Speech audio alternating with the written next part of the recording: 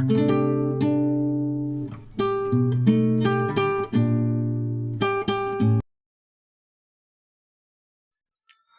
Everyone, good evening সবাইকে। সবাই কেমন আছো? আশা করি সবাই খুব ভালো আছো, আমরাও বেশ ভালো আছি।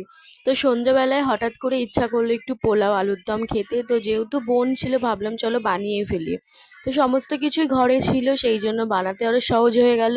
তো এখানে সমস্ত কিছু রেডি করে নিয়েছি, দেখতেই পাচ্ছ। তো এখানে আমরা যেহেতু 3 জন খাবো, তাই 400 গ্রাম পোলাওয়ের চাল নিয়েছি আমি, তাতেই আমাদের হয়ে গেছে। একটু বেশিও হয়েছিল, একটু বেশি হওয়াই ভালো, কম না হওয়া ভালো, তাই না বলো? তো যাই হোক, সমস্ত কিছু এখানে পোলাও তো তোমরা সবাই বানাতে পারো, এটা আবার নতুন করে আর কি রেসিপি দেবো। তো যেহেতু বানালাম, ভাবলাম তোমাদের সঙ্গে একটু শেয়ার করি। তো এই যে আমার একদম পোলাও আর আলুর দম একদম রেডি। তো চলো আজকে রাতের ডিনারটা তো বেশ জমে গেল।